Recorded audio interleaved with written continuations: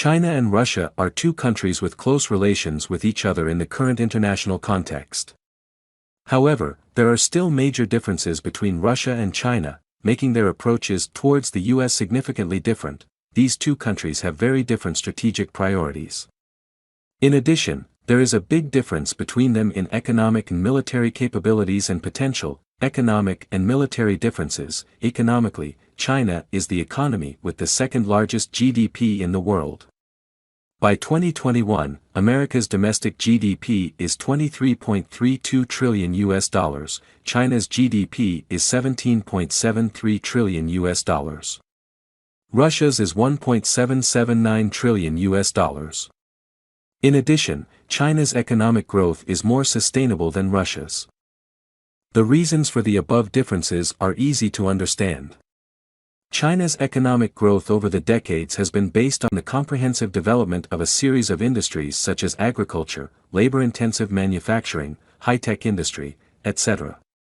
Besides, because China is world factory with high demand for imported raw materials, this country is better connected to the world economy than Russia. Meanwhile, Russia's economic development relies mainly on the energy sector. Strong integration with the world economy has a two-sided impact on China. On the one hand, this has been one of the key factors driving China's economic growth for decades. On the other hand, such deep economic interdependence also makes China's economic growth vulnerable in times of crisis, such as war. China is currently the world's largest trading country, based on import and export activities. China's trade here is mainly with the US and key US allies. Specifically, the US and its allies account for 8 of China's top 10 trading partners.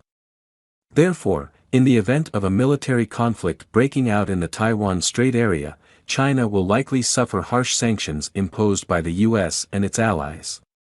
In addition, China's economy is also strongly affected and may fall into recession. In this respect, Russia is less afraid of being affected economically if its relations with the US and European Union (EU) deteriorate, unlike the case of China, which specializes in importing raw materials and energy. Russia has an advantage in energy. The United States and the West, especially the European Union, are highly dependent on Russian gas supplies, although recent European sanctions have reduced that dependence. As for the military, Russia maintains the world's largest nuclear arsenal, in terms of number of nuclear warheads, and also possesses a formidable conventional military force, mainly the army.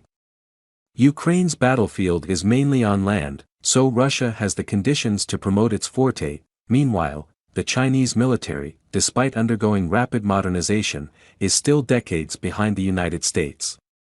China began modernizing its navy and air force only in the late 1990s.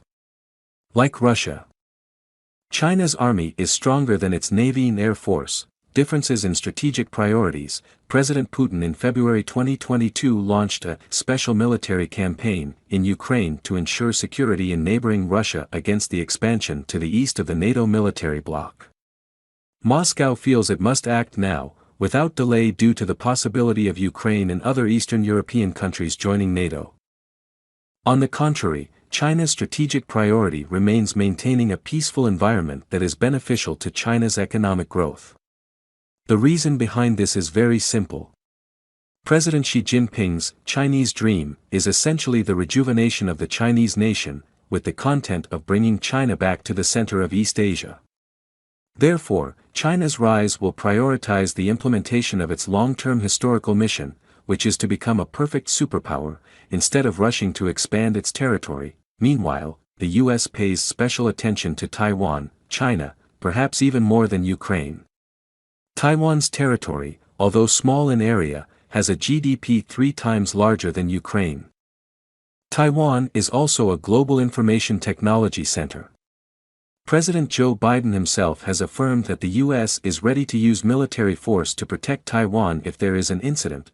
Conclude, the US still seems to attach more importance to hot spots in East Asia than Eastern Europe, with its policy of pivoting to Asia and its policy of valuing the Indo-Pacific. In the event of a military conflict and diplomatic tensions with the US and the West, China will have more to lose economically than Russia.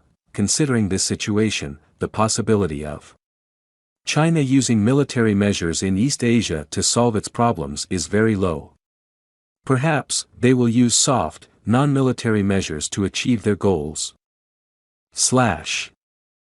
Our video will pause here. Before leaving, don't forget to like and subscribe to the channel so we can see you again in the next video. Goodbye.